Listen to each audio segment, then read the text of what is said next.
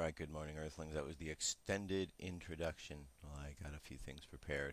Alright, how you doing? Good morning.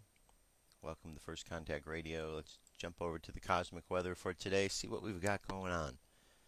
Well, our solar wind is moving pretty good. It's doubled from what it was yesterday. Yesterday it was in the 300 range. Today it's already up to 609.4 kilometers per second, so it's moving pretty good. Our planetary K-index has gone up. It's at a 4. Last night it was at a 5. It's back down to a 4. Expected within the next 24 hours that it might get back up to a 5 again. Our corona holes, you could see we're not seeing them so well here as they're being covered by the plasma. And our chance for flares, M-class or X-class, is both low, 1% chance, but because of the solar wind, there's probably going to be some sort of geomagnetic storm. And if you're in the mid latitudes, you got about a 35% chance today, lessens to 30 in the next 24 48 hours. But if you're in the higher latitude, you're going to get a bit more of a chance. So have your cameras ready. See what else here you need to know. We've talked about all these here. What was this? Lucky magnetic storm.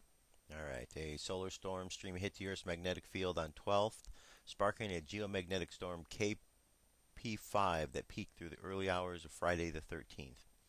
Northern lights were sighted over the USA as far south as Minnesota, Michigan, Wisconsin.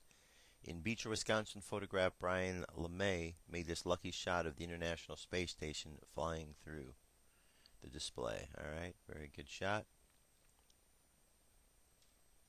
Alright, astrologically, we are in the sun sign of Aries. Going to be there for a little bit.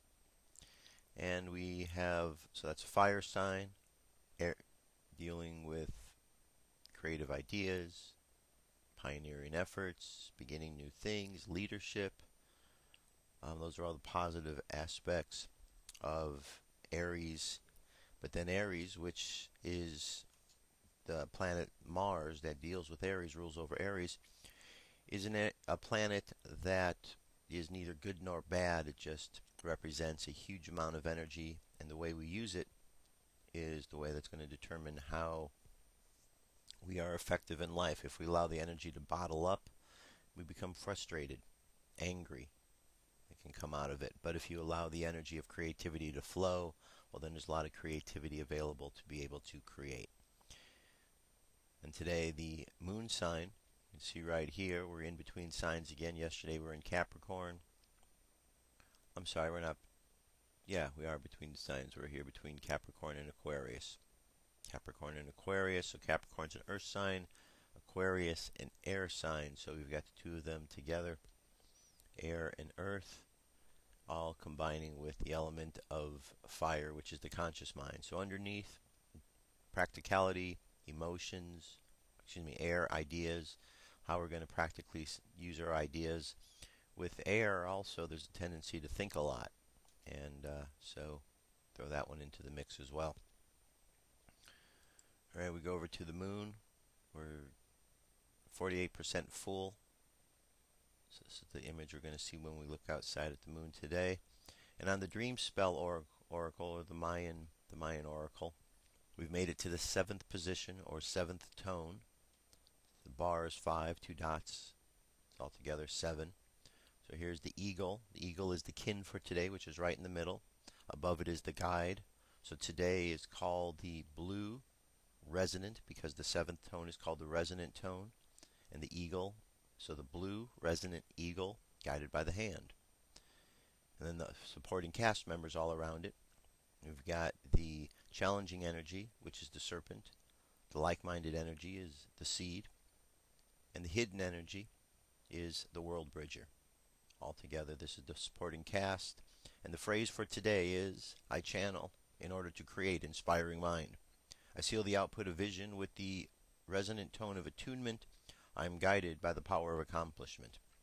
And on the Gregorian calendar, it is Friday, April 13th, 2012. Friday the 13th. Oh no. I want to talk a little bit about that as we get into the show, but for right now, what I'm going to start off with is Ron Paul, and I'm going to play. I'm not going to play this whole piece because it's 40 minutes long, nearly 40 minutes, but it's Ron Paul's full speech at UC Berkeley. So I'm going to play a part of it, but the link's available so that you can catch as much of it as you want later on. Alright? So let me jump over here, get you situated. Alright, here we go. This is Ron Paul at UC Berkeley. Here we go.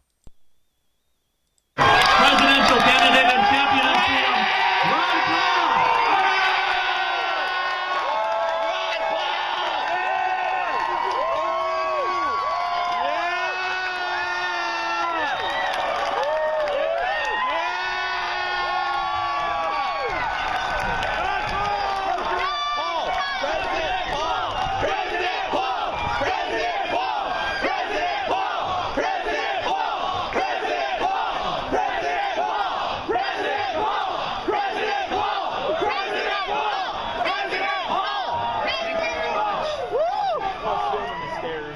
Thank you for that nice introduction. Thank you for this very nice welcome. I'm delighted to be here today. In the home of free speech. I can say anything I want tonight,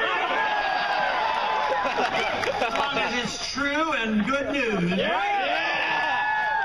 Before I get started, I want to make sure you see my wife up here. My wife Carol is with me. And we have one of our 18 grandchildren with us, Linda, who's a college student. But it is wonderful to see such a nice crowd come out and talk and come to hear a politician speak. But I hope I'm different than the other politicians. That's what I'm hoping. Because I want to tell you what's going on in this country, what we ought to do about it, because we have a few problems, and young people have a problem because you're inheriting a mess, and there's something that we can do about it, and it's not all that difficult.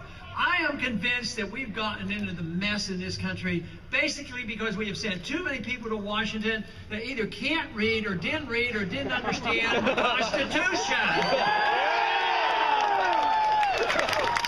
And we want to make sure that we send nobody to Washington unless they know, unless they can read and understand it. But we also have to believe them when they put their hand up and take an oath to obey the Constitution. I tell you what, if we've had that for the last 40 or 50 years, our government would be very much smaller. For instance, take the conditions of war. We haven't had a declared war since World War II. We were attacked, we declared war, fought Germans, fought the Japanese, and it was a major ordeal in about less than 4 years. How long have we been in Afghanistan? Way too long. But we've been going to war without declaration. We were in Korea and Vietnam and dozens of other places. Today, you might have read the news. We just put some troops in Australia. I don't know what we're doing.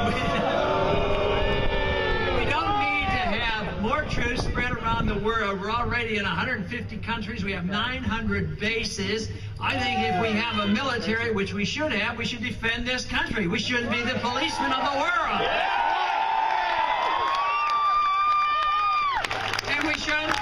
And we shouldn't be involved in nation buildings. Other nations might not want to live like we do, and they have a right and a privilege and a moral authority to do what they want, even when they make mistakes, because we do not have the facilities, the moral authority, nor the constitutional authority to go around the world and tell other people what they must do and how to run their country. Restore sovereignty! We have a job on ourselves enough just trying to straighten out our own government, let alone trying to straighten out the governments around the world. So, but people argued the case, and they've argued this for many years. It's been going on since Woodrow Wilson. That is, America is an exceptional nation. And we have been. We have been a great nation, the freest nation ever, and the most prosperous, which we no longer are. But they said that we have exceptional values, and they're so exceptional and so wonderful that we have this obligation to spread our message around the world by force.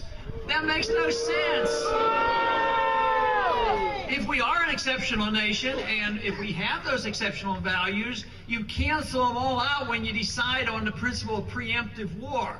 We have been following the position of preemptive war in the past 10 years. If we were more honest with ourselves, we'd call it aggression, and we don't believe in preemptive war, and we only fight defensive wars.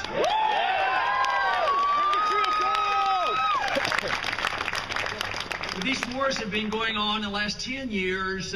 We've added $4 trillion to our national debt. And a lot of that is falling on your shoulders because this is a burden. We are in the midst of an economic crisis. It's a debt crisis. And guess what they've been doing for the last 5 years since they recognized there's a crisis?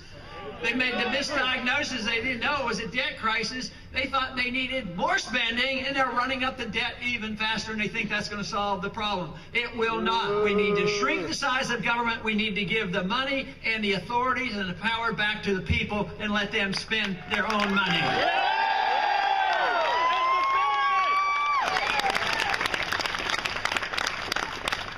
But this has been going on now for more than 50 years, and it's been very, very tragic for us. If you think of all the money and all the lives lost and all the injuries and penalties since World War II, because no war has been declared since World War II, I mean, it could add up into trillions and trillions of dollars. Just think how much richer this country would be if we just take this simple position that only fight defensive war and don't go to war unless the people see to it that it's declared and the Congress declares the war, not allow the presidents to go to war on their own.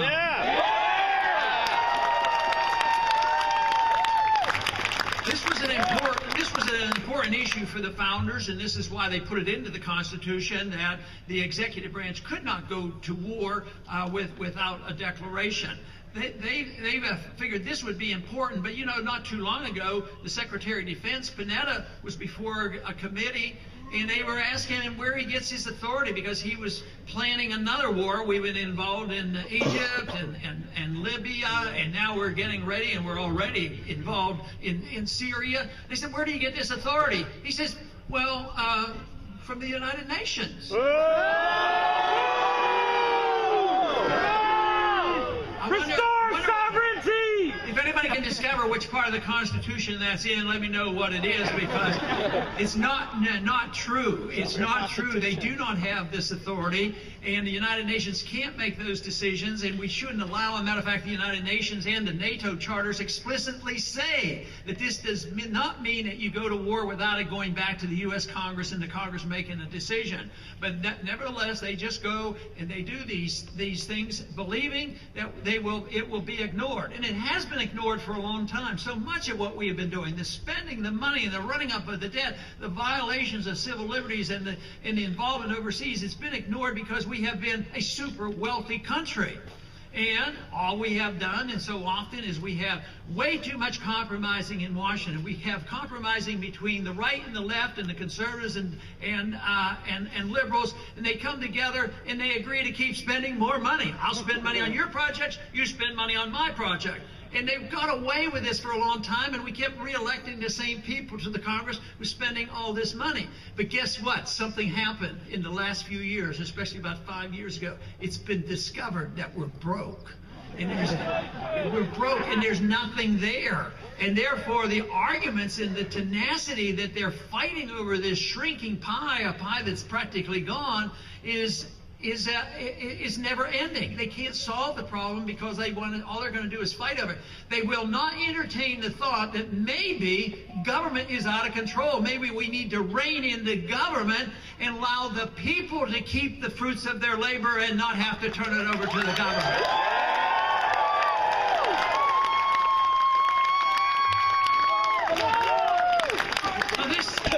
It's never been hard for me to come to that conclusion because I believe rights don't come from our government. Our rights come from us, either from a creator or in a natural way. So if we have our lives as a gift to us, and we have our liberties as a gift, why wouldn't it be natural to think that if it's our life and our own liberty, why shouldn't we be able to keep the fruits of our labor? And the Which means that if we weren't fighting all these wars and we didn't have the right-of-way entitlement system, guess what? we wouldn't have an income tax. We'd go back to the old days and repeal the 16th Amendment. We didn't have, and obviously the founders did not give us the income tax. The income tax came in 1913, of course, along with another little system that they invented in 1913. And I know you have never heard of what I'm talking about. They came up with this Federal Reserve System.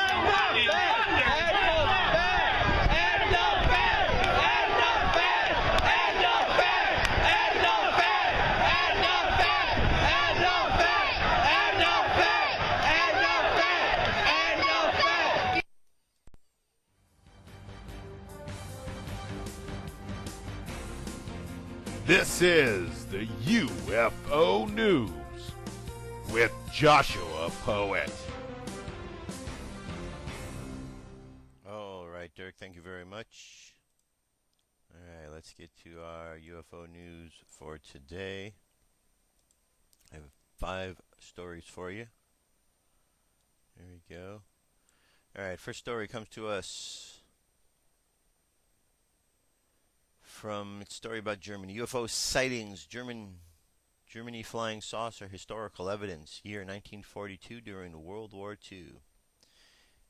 UFO sightings during World War II location. Video provided by Johnny Webb and Cordell Dello. If you caught anything on the video regarding the UFO or activity. All right, let me just get to this here.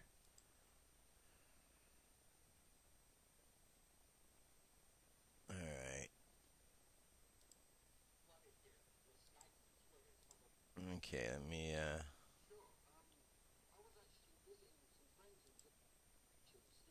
all right, here is the image.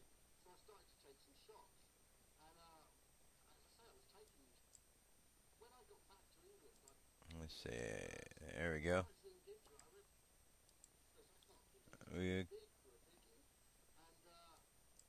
Let's get to there we go. There's the actual image. All right.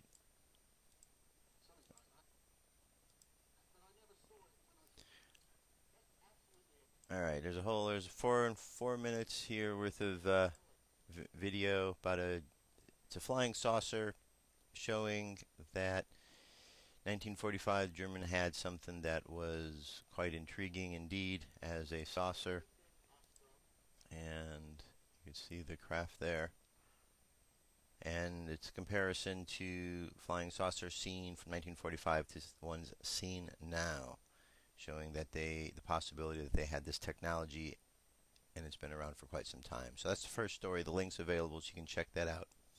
The next one here comes to us from Pedal Today. As I see it, UFO sightings, alien life forms, the truth is out there. Science is a magical thing. Do you know why? Because nobody can tell you what's right or wrong. It's your personal opinion. I don't know. I don't believe outer space can be so big. It's just hard to imagine, and I think that's why people have trouble getting their heads around it, including me. Space, outer space, galaxies, the universe. It's just so hard to think about. Do you believe in aliens? Do you believe in life on other planets? As for me, I don't want to know someone else's opinion. I just want to know the real truth. But I don't think I will ever know, not in a few years or decades to come. There's been so many reported sightings of aliens, and apparently it is claimed NASA have known all along we've never been alone. I don't understand how people just cannot be bothered and really don't care about whether we are alone or whether there are unidentified flying objects out there. In my opinion, there are aliens and always have been, even before human beings existed. Although I don't think they are stereotypical aliens like we have seen in a movie, or how people portrayed them as little green men. But even believing they are real, how would you imagine to build such UFOs that can travel the whole universe? Well, interesting article, interesting ideas and thoughts put forward.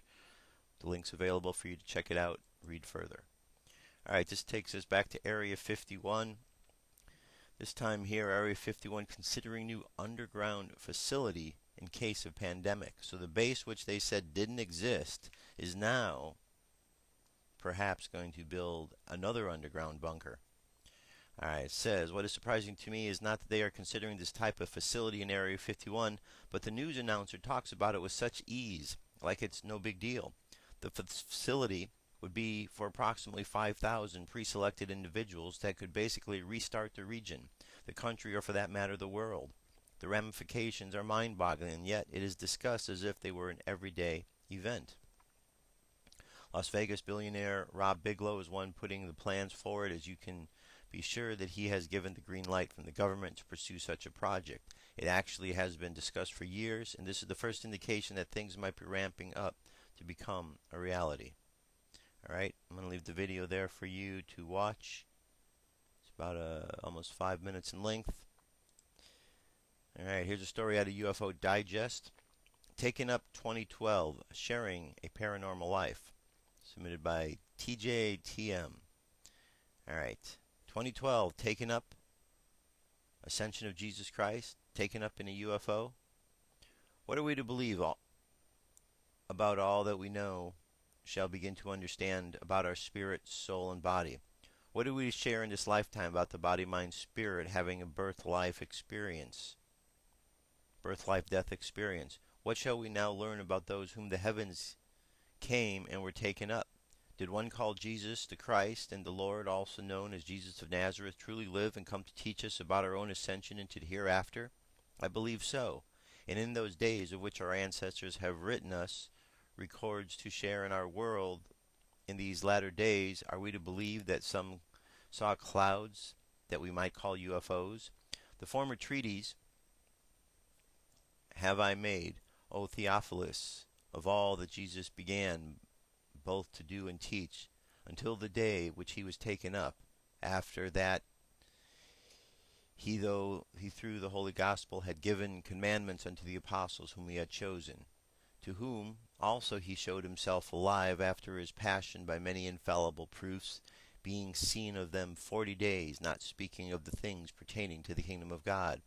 And being assembled together with them, commanded them that they should not depart from Jerusalem, but wait for the promise of the Father, which, said he have heard of me. For John truly baptized with water, but ye shall be baptized with the Holy Spirit not many days hence. But they therefore were come together. They asked of him, saying, Lord, wilt thou at this time restore again the kingdom of Israel? And he said unto them, It is not for you to know the time of the seasons which the Father hath put in his own power, but ye shall receive power. After that the Holy Spirit Ghost is to come upon you, and ye shall witness unto me both in Jerusalem and in Judea and Samaria, and unto the uttermost part of the earth. And when he had spoken these things, while they beheld, he was taken up, and a cloud received him from out of their sight. And while it looked steadfastly towards heaven as he went up, behold, 2 men stood by them in the white apparel, which also said, Ye men of Galilee, why stand gazing up into heaven? The same Jesus which is taken up to you from you into heaven shall so come in a like manner as you have seen him go into heaven. And they returned into Jerusalem from the mount called Olives, from which Jerusalem is a Sabbath day journey. And then when they were come in, they went to an upper room, and where abode both Peter, James, John, Andrew, Philip, Thomas, Bartholomew, and Matthew, James the son of Alphaeus, and Simon Cephas, and Judas the brother of James.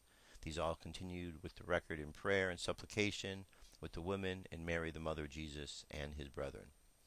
Alright, there's more to the article here. The point being, the question is, was Jesus an extraterrestrial experience? Was he taken up at the end of the time during the ascension? And if so, are we going to, as it said, when we see him, is he coming back in a cloud? And by him saying he will be seen in a cloud, is that his way of letting those people of this time know that he's going to be returning on a spaceship? Either that, or he's just going to show up on a cloud and he's going to be flying on top of the cloud. So one of the two, he seems to be coming from the sky either way, whether it's a cloud or a spaceship. Look up, and that's where he's coming from. Alright, very last story here. This is about Mars. Mars Monolith, photo taken by Mars Reconnaissance Orbiter, sparks astronomers and ufologist interest. Alright, this is the object in question right here. You can see it is an object. It has a shadow to it. It looks rectangular. There is not supposed to be anything with absolute symmetry in space or on other planets, but there is. The chance of this actually happening in space and in nature extremely remote. Yet there it sits on Mars' surface, raising more questions and answering none. Amateur stargazers have discovered an intriguing object jutting out from the surface of Mars. The seemingly perfect rectangular upright structure found in NASA images of the red planet bears a striking resemblance to the Monolith planet on Earth and the Moon by aliens in the classic sci-fi film 2001: A Space Odyssey. When the object in question was first spotted several years ago after being photographed by the Hearst camera on board the Mars Reconnaissance orbiter, a NASA space probe taken every so often, it garners renewed interest on the internet. But it is unnatural, a beacon erected by aliens for mysterious reasons, and even more mysterious, paralleled in the imaginations of Stanley Kubrick and Arthur C. Clarke, creators of 2001. Or is this the rock, the work of nature? According to Jonathan Hill, a research technician and mission planner at the Mars Space Flight Facility at Arizona State University, who processes many of the images taken during NASA's Mars mission, the object in question is no more than a roughly rectangular boulder. The Hearst camera that photographed it has a resolution of approximately 1 foot per pixel, impressive considering the 180-mile altitude from which it has photographed the Martian surface, but not quite sharp enough to capture the cragginess of a mid-sized boulder. When your resolution is too low to fully resolve an object, it tends to look rectangular because the pixels in the image are square. Any curve will look like a series of straight lines if you reduce the resolution enough. Hill told Little Mysteries. All right, well, you can believe that answer. Or you could look at this with your own eyes and say, it looks a little bit more than just like a boulder, because there's a boulder right there, and that looks different than this. And using my eyes, I can make a comparison and don't have to get caught up in what the potential skeptic over here at this agency has said about what they photographed up there. All right, so check this out. The link's available. That's our UFO news today. Let me jump away for a moment to wake up. I'll be back. What if our government was responsible for some of the greatest crimes against this nation? Would you really want to know? These are big questions, but these questions deserve answers. It's time to demand the truth. People should not be afraid of their governments. Governments should be afraid. 9/11 was an inside job. Kennedy was killed by the CIA. Jimmy Carter saw UFO. Answers to secrets you need to know. So wake up, wake up, wake up, wake up. Wake up, wake up, wake up. Wake up, wake up, wake up, wake up. Wake up, wake up, wake up.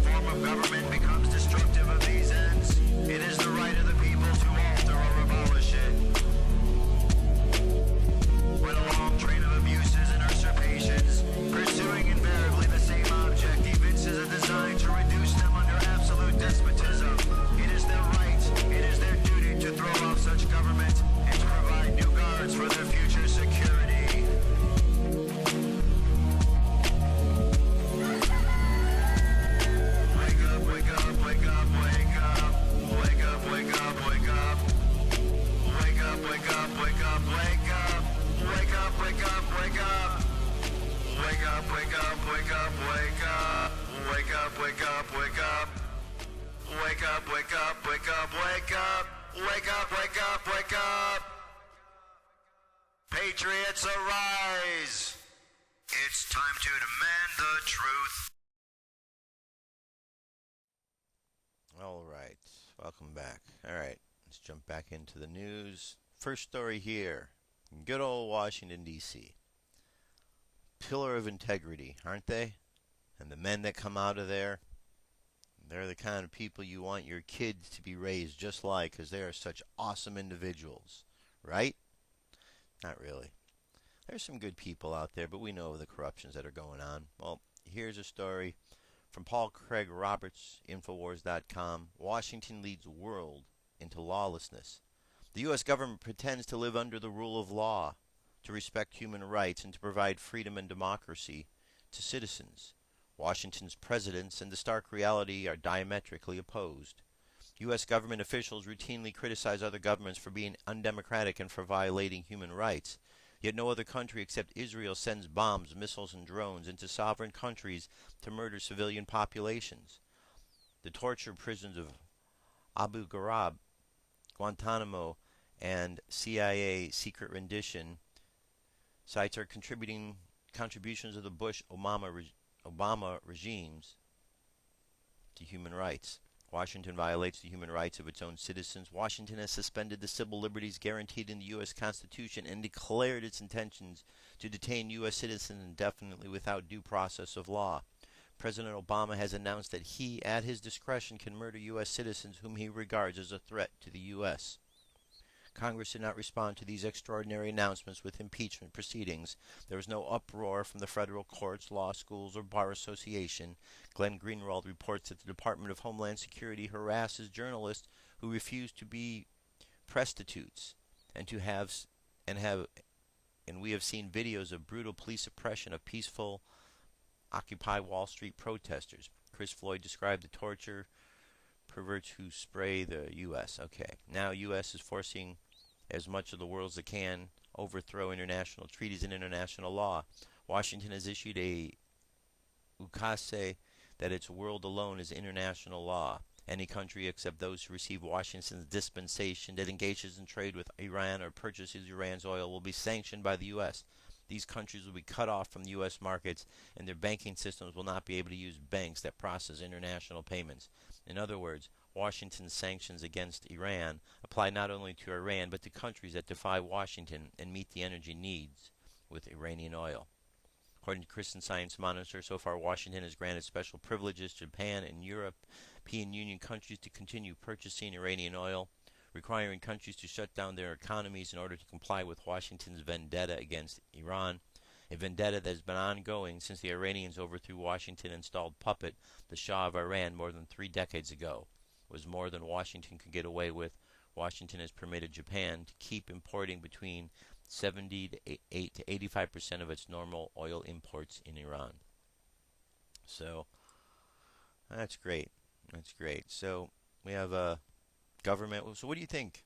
What do you think about the fact that we have a government that is as crazy and lawless and corrupt as they are?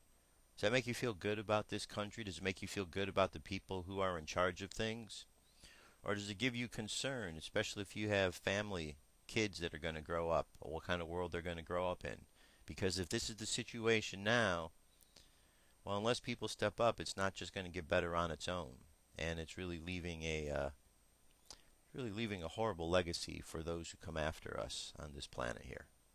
So hopefully we can get this all resolved. Now, here's another piece. I'm going to play only part of it. This is a 20-minute piece. It's called United States Plans Another 9/11 Style Attack. Now, 9/11 itself was a false flag event. For those of you who don't know, a false flag event is an event where you do something and blame somebody else, essentially.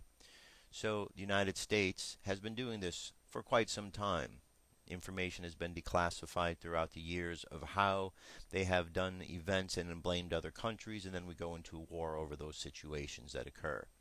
Well, 9/11 was another one of these false flag events, just like the Gulf of Tonkin was a false flag, just like the Oklahoma City bombing was a false flag, and all of these and numerous other ones, 9/11 was a false flag. It was done with inside information by people here in the United States, and it was done in such a way as to have Americans believe that they were attacked by somebody outside of this country. In this case, Osama bin Laden. And so now there was an enemy, and then the war on terror began, and we all know how it's been going since. So that's the idea, a false flag. Do something, blame it on someone else.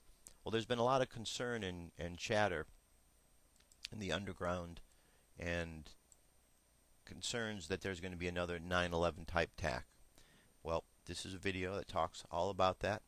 I'm going to play, like I said, I'm only going to play part of it. I'm going to leave it for you to watch the rest of it on your own. But check out this amount you're going to see here, and this is informative. Here we go.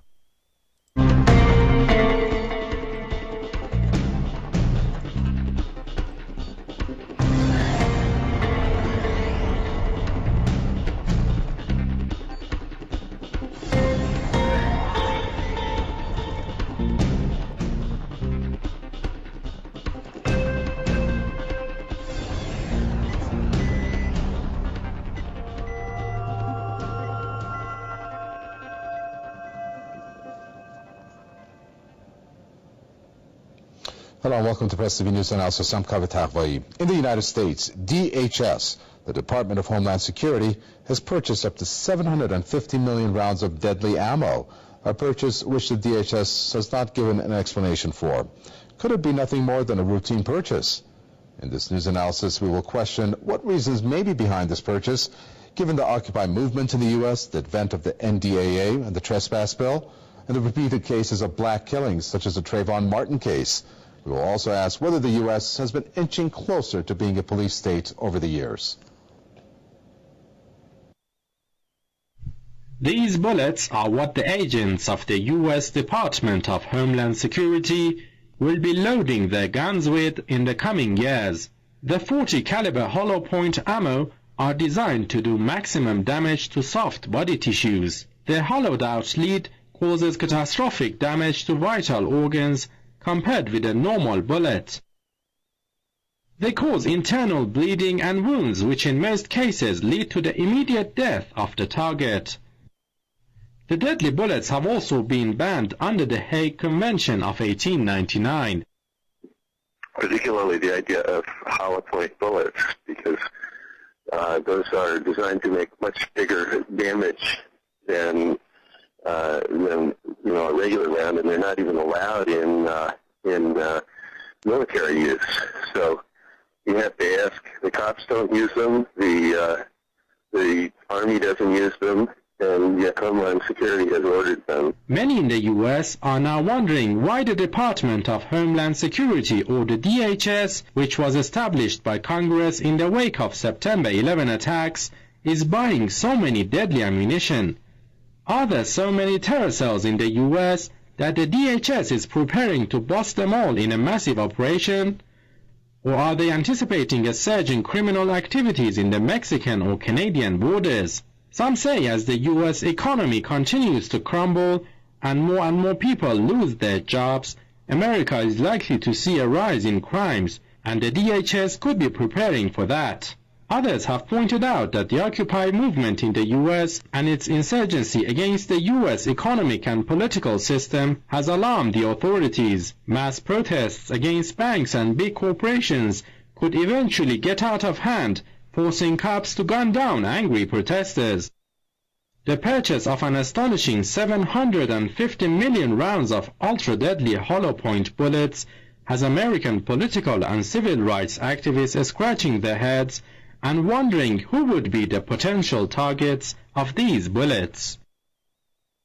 Well, that's the question we're going to be asking. Let me introduce our guest. Editor of Cultural Wars magazine, Dr. Michael Jones, joins us from South Bend, Indiana.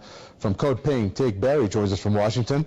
And Senior Editor of Veterans Today, Gordon Duff, joins us via Skype from Ohio. Gentlemen, welcome. Gordon Duff, let me ask you the first question. Why has the DHS, an agency that has limited need domestically for doing harm, feel it necessary to purchase such a massive amount of ammo? There is no imaginable reason whatsoever, which is why this has become a serious question. The Department of Homeland Security does not operate a large national police force. They're only a small advisory force. As a matter of fact, it's a controversy whether they're even legal or not. There's much discussion about disbanding them. And as for police departments across the U.S., and we have thousands of them, they're all heavily armed, all have automatic weapons, all have military-grade weapons. This ammunition is of no use against body armor. It is of only use against unarmed civilians. And as it was mentioned, hollow point ammunition is designed to kill in one shot. 40 caliber is extremely powerful ammunition, much more powerful than our military uses. They only use 9mm. So there is no rationale. Well, what about you, Dr. Jones? 750 million rounds of ultra-deadly hollow point bullets and 40 caliber ammo. That's 2 bullets for every American. The video we showed just showed how it's deadlier than a regular bullet, in which it destroys human tissue on contact. Why does the Department of Homeland Security need them? That's a good question. I don't think anybody knows why they need them. If they had the recent protests in mind, the Occupy Wall Street protest, this would not be an effective antidote to those type of protests. They would make those protests. Anyone who would use a gun like this on protesters would immediately cause a huge reaction of the sort which is the exact opposite of what they would want to bring about. So I think that this is a sign of desperation on the part of a regime that is losing control of the minds of its citizens. When they have peaceful protest of the sort that they had in New York, and I was there as part of it, they can't deal with it. And so there's some bureaucrat who's saying, well, I guess we can't deal with it, so therefore we have to, and then they go to this extreme and make a bad situation worse. Ty Berry, our guest there talked about the Occupy movement in the U.S. I mean, what do you think? This choice, this purchase, is it because of the Occupy protest movement and the strength that it has gained over the months that perhaps may be a reason for the DHS to have made this purchase? Once again, I'm saying we don't know the answers to all these questions. But one thing I can tell you is that this is not business as usual. I think this rogue regime in Washington, D.C. has decided that its lamestream media cannot control the masses anymore, and it's resorting to more and more violent methods to control the masses. I think you're going to see an uprising in the American spring this year. You're going to see people that are desperate. They're out of work. They're losing their homes. There's lack of education. We're seeing them able to kill innocent 17-year-olds walking down the street. They just killed a almost 70-year-old man in New York who was in his boxer shorts in his own home, where they are going to use bulletproof checkpoints that can be set up at a moment's notice. We see right now pepper spray being used anytime they want, tear gas. They're using stun grenades on their own people because they're unable to quell peaceful, nonviolent protest. The people are going to rise up, and I think that this rogue regime in Washington, D.C. is afraid, and therefore they're buying weapons that most countries would consider illegal. And there is no other intent for DHS. Is only used for borders, it's used in airports, but now it's going to be focusing inward on its own people, and this is very frightening. So let's move on from there. The rest is available. So basically, folks, look, Department of Homeland Security, they've just bought a bunch of lethal weapons. 750 million hollow point bullets. 2 for every American. Why would they need them? All I know is this. If in the near future, if there's any confrontations come about where you're faced with a DHS agent, you better know there's a possibility that they're going to have a gun loaded with hollow point bullets that have one intent, if they shoot, it's to kill you. Therefore, Americans are going to have to pay attention and do what they have to defend themselves in such situations, because it seems like the Department of Homeland Security is ready to take a war on with the people. And all that's required is some sort of false flag event, which they're setting them up for, that these things could be put in place. Like I said, there's rumor that Obama is going to suspend this next election by declaring martial law so he can keep himself in. There's also rumor out there that in the Strait of Hormuz that the Enterprise is going to be sank, that it was sent out there to be part of a false flag operation. I think we need to pay attention when the Department of Homeland Security, which is supposed to protect Americans, buy enough bullets to kill every American twice. I think we need to be concerned and understand that the false flag that's taking place is coming from the false government that we have supposedly leading us forward. Alright, moving right along here. This is a story about the Korean rocket that was shot down. According to several eyewitnesses on the 12th of April, 2012, they witnessed a strange craft hovering above the ocean for about an hour upon the rocket launch by the North Korean. It was seen hovering and then moving up higher altitudes that seemed to disappear and then reappear. The object was said to have silver metallic object which blended with the sky. When the rocket was launched in North Korea, the craft was seen moving at high speed, and shortly after that the rocket crashed. The craft again was seen over Korea, the rocket launch site. There was footage of this which was not released yet. Alright, doesn't have anything here, but there you go. So there's a report that a UFO might have shot down the actual Korean rocket. We're going to keep informed and see how this story unfolds. Now, yesterday I told you about CISPA, which was another version of SOPA and PIPA. This one's CISPA, and apparently Facebook is jumping right on board with this. This article says, demand progress. Tell Facebook withdraw your support for CISPA. What is Facebook thinking? They've signed on in support of CISPA, the new bill that would obliterate online privacy, give the military crazy new ability to spy on the internet, and potentially let ISPs block sites that cut off their users accused of piracy. First, please push this viral on Facebook by using this link. You'll be sharing the campaign along with the photo of Mark Zuckerberg at right. The Center for Democracy and Technology says CISPA has a very broad, almost unlimited definition of the information that can be shared with government agency, and it supersedes all other privacy laws. According to the Electronic Frontier Foundation, an ISP could even interpret this bill as allowing them to block accounts believed to be infringing, block access to websites like Pirate Bay believed to be infringing content, or take other measures provided they claimed it was motivated by cybersecurity concerns. Internet users were able to push GoDaddy to withdraw the support of SOPA. Now it's time to make sure Facebook knows we're furious. First, push this viral on Facebook by using the link. You'll be sharing the campaign along with the photo of Mark Zuckerberg. If you're already on Facebook, then share it with your friends. Petition to Mark Zuckerberg. What is Facebook thinking? So, by encouraging Congress to obliterate online privacy, even as users express increasing concern about the privacy of their accounts, please withdraw your support from CIPA right away. So look at this face. Is this guy a sellout? I don't know. Sometimes it's a wonder, how much of what was in the movie was real. Seemed kind of like a douchebag that he got upset with his girlfriend and then goes and posts all the things he did online. And now we've got this site that he has, which behind the scenes, this kid seems to be selling off bits and pieces of information to whoever might be the highest bidder. So we'll see how this unfolds. But hopefully this kid, Mark Zuckerberg, will think better of his actions and make some better decisions.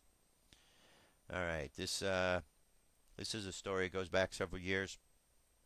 Meet Evans, the atom who will end the world on Wednesday. The man behind the world's biggest scientific experiment which critics claim could cause the end of the world, is a Welsh miner son who has admitted blowing up things as a child. Dr. Lynn Evans, who is dubbed Evans the Atom, will this week switch on the giant particle accelerator designed to unlock the secrets of the Big Bang. But the 63-year-old physicist revealed yesterday that his passion for science was fueled by the relatively small bangs which he created with his chemistry set at his council house in Aberdare in the Welsh Valleys. I was more interested in chemistry than physics when I was young, he said. I had a number of chemistry sets. Like everybody, I used to make explosives. I even blew the fuses of the whole house a few times. His interest in physics grew at the boys-only grammar school, where lessons had an added attraction because they were attended by girls bussed in from a nearby school that lacked a physics teacher. On Wednesday, Dr. Evans will fire up the Large Hadron Collider, a 17-mile-long donut-shaped tunnel that will smash subatomic particles together at nearly the speed of light. Built by European Organization for the Nuclear Research, CERN, the collider lies beneath the French-Swiss border near the institution's headquarters in Geneva at the depths ranging from 170 to 600 feet. The aim of the 4.4 billion experiment is to increase the conditions that have existed a fraction of a second after the Big Bang, the birth of the universe, and provide vital clues to the building blocks of life. It will track the spray of particles thrown out by collisions and search for the elusive Higgs boson, a theoretical entity that supposedly lends weight or mass to the elementary particles. So important is this mysterious substance that has been called the God particle.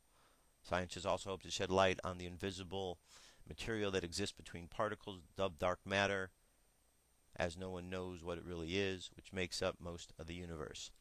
So the point of this article is this Hadron Collider has been going now for a couple of years. And we've been having a lot of Earth incidents, a lot of earthquakes. We've been having tidal waves. We've been having crazy weather. We've even had reports of cities where their time fluctuates as much as 20 minutes.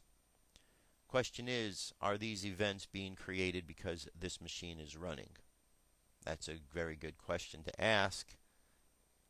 Most scientists, you really don't hear about this except every now and then. But it is a good question to ask. What are we doing? What is this machine actually doing? Is it opening up something and that we don't have the ability to control down here, that our scientists don't? I don't know. Time will tell, I suppose. Time will tell. All right.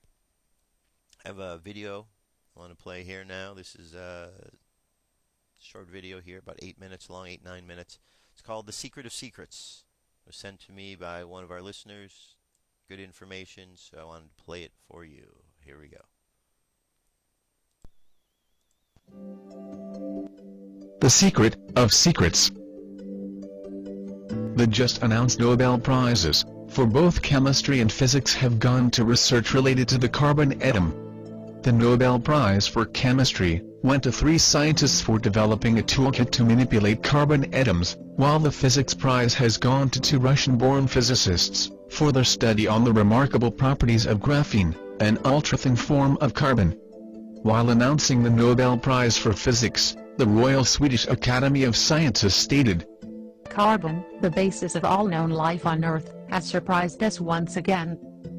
They do not realize how loaded their statement is.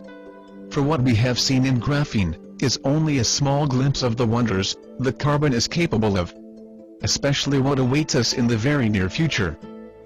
Before we reveal the form of carbon that is going to change every aspect of our lives, so completely and so drastically, let us bring to your attention a few other related occurrences that have been making the news in the past weeks. Recently there was a flurry of concern in the scientific circles regarding the discovery of the sun's influence on the decay of radioactive elements on Earth. It was found that some kind of strange emissions from the sun are causing matter to mutate on Earth. Its influence on the decay rates of elements like carbon-14 has been especially worrisome and unexpected. Carbon, as previously stated, is the basic building block of life, as we know it. And carbon-12 is the most abundant form of carbon, accounting for about 99% of all known forms of carbon. It is the isotope of carbon that consists of 6 protons, 6 electrons and 6 neutrons. 6, 6, 6. Does that sound familiar? After oxygen, the second most abundant element in the human body is carbon-12. On cremation, the body returns to its carbon-12 state. After hydrogen, helium and oxygen, which are all gases, carbon-12 is the most abundant element in the universe. Carbon-12 is also one of the 5 elements that make up the human DNA. Thus carbon-12 is indeed the most crucial element as far as life as we know today is concerned. This is probably what the writer of the Revelation meant when he said that 666 was the number of man, or number of the beast. It is the number of carbon-12, which is the basis of man's physical body, which ties him to the physical universe. This is especially significant when we understand what transmutation awaits this carbon-12, which will bestow man such superhuman powers that will make every technological advancement till date completely redundant. Every secret has a time to reveal, a time to celebrate. It is now time to reveal the secret of all secrets, the secret of alchemy, the secret of the philosopher's stone, that which transmutes, in a symbolic sense, lead to gold, the secret of the elixir of life, the secret of amrita, or ambrosia, the nectar of immortality, the secret of something we shall label ascension, since its primary function is to aid the coming ascension, to form a portal into the higher dimension, the secret of carbon-7. Carbon-7 is the hitherto undiscovered isotope of carbon, which has 6 electrons, 6 protons and only 1 neutron. It is the material equivalent of the Kundalini system as well as Metatron's cube. Like iron has the ability of sustaining a magnetic field around it, carbon-7 has the uncanny ability to carry hyperdimensional fields, such as fields of thought, around it. Thus it can amplify thought and other hyperdimensional fields, just as the iron and copper in a transformer can amplify magnetic fields. Naturally, it is formed in the brains of spiritual adepts, when they have out-of-body experiences, or perform other supernatural phenomena, such as bilocation, or materialization etc. During such time the glow, or halo, that is formed around the heads of these highly evolved beings, is actually due to the excess neutrons produced when carbon-12 transmutes to carbon-7 inside their brains. However, this carbon-7 quickly decays to other stabler forms of matter. Hence it is almost impossible to detect carbon-7 directly in the human body. History and religion has offered us many clues as to the identity of this most wondrous material, through cryptic notations, symbols, and enigmatic texts. But it had to veil it in the most puzzling language and symbols, since this knowledge, in the wrong hands, could mean the destruction of this planet. Such is its power. In that case, you may ask, why we are revealing it now, since the same risks are still prevalent. There are 2 main reasons for this revelation, at this point of time. 1. We are now at the very threshold of the most significant shift humanity has ever experienced. It is the time for all secrets to be revealed. We have been holding on to this secret for a long time. And nature has spoken, through signs, that the time for this secret too has come too. Although the atomic structure and the properties of this wondrous material are revealed here, it is extremely difficult to synthesize carbon-7 in a laboratory, other than inexpensive particle accelerators. In the Kundalini system, this 661 configuration is represented by the male and female counterparts of the 6 lower chakras, and the 7th chakra, which is the neutral Sahasrara. In Judaism, Metatron, who is considered to be God's mediator with man, is often represented by a cube formed by 13 circles, comprising of 1 central circle, surrounded by 6 inner and 6 outer circles. In Christianity, Da Vinci's famous Last Supper, that depicted a moment before Christ's crucifixion, and subsequent resurrection and ascension, is a symbolic representation of the 661 configuration, where 6 apostles are on either side of Jesus Christ. It is interesting to note that both Kundalini, Metatron, and Christ are vehicles of ascension, albeit in different spiritual systems. This knowledge is known to advanced civilizations beyond our planet, who have been watching over us for millennia.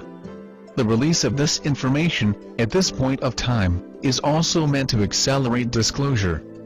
This knowledge, with the power to amplify one's mind, will make all technological progress in economic systems completely redundant, since in the age of manifestation and abundance that awaits us post-2012, technology and money, will have no meaning.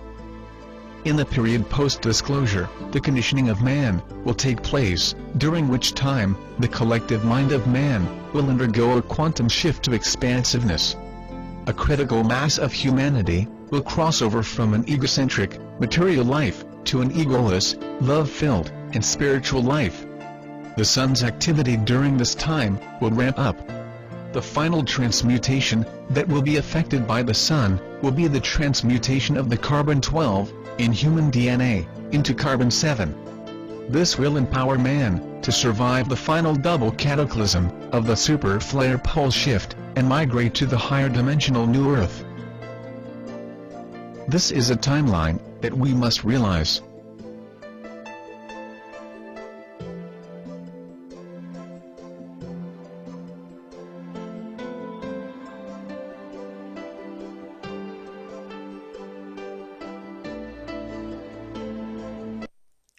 Alright, very good. Well, that should give you some good food for thought for the weekend.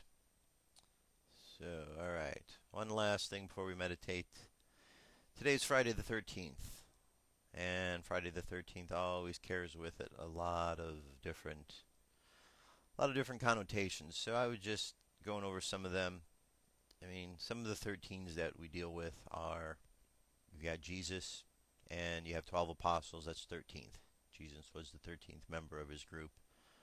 He was the center. The 12 revolved around him, kind of like the zodiac with the central point, 12 revolving around that. 13 itself on the tarot cards is a tarot card of death. But it doesn't mean physical death. What it means is a transition. The actual name assigned to it, Nun, N-U-N, has to do with rebirth, planting of seeds, new beginning. So the idea of death is all about a transition. Well, there are so many secrets of Kabbalistic science and esoteric philosophy that center and focus around the number 13, that the number 13 itself has actually been hidden. That's why the word occult itself simply means that which is hidden. So we're told not to look at 13, it's superstitious, it's occult. It just means it's hidden, because if you study what 13 is about, guess what? You're going to understand some real important secrets of the universe, because secrets revolve around this number 13. So as you're going through this Friday the 13th day and you're hearing all the stories about why it is a superstitious day and why it isn't, just keep in mind that the secrets of the universe are hidden behind the number 13. And if you explore what that is all about, you'll learn something more. The number 13 itself has a meaning. It means unity and love. That's the opposite of what we hear of superstition. Unity and love. So if 13 really means unity and love, why are we being told to be superstitious of that number? Is it to keep us away from that love? Is it to keep us away from the unity? Something to consider. So as you're going about your day, just think about such things. All right? Very good. That brings us last but not least to our meditation for today. So go ahead and relax, close your eyes, and let's go ahead and meditate.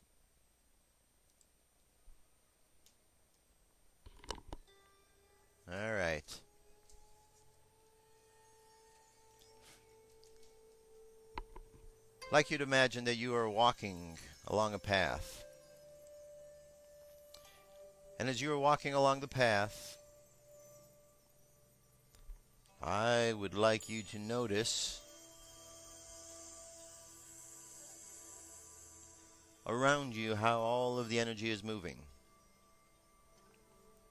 Now at first you're not going to be able to see all of this energy. You're only going to be able to feel some of it, like the wind. But as you tune in, and you become more aware of the energy around you, you begin to feel it in subtle ways. It feels like wind, but it isn't wind. It feels like sunshine, but it isn't sunshine. It feels like what you think energy feels like, but it is something different altogether.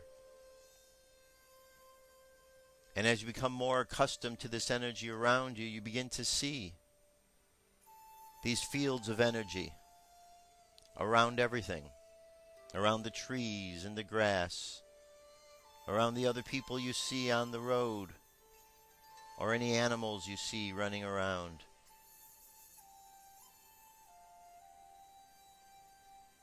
And intuitively, as you are seeing and experiencing this energy, you realize that all of this energy has a geometric makeup to it.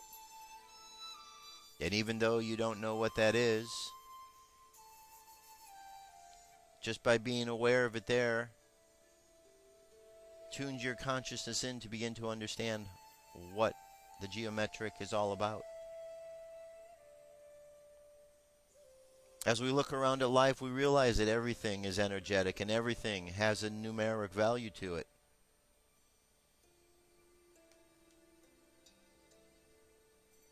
We also realize that there are secrets of the universe hidden behind all of the numbers, which help to define what these energies are all about.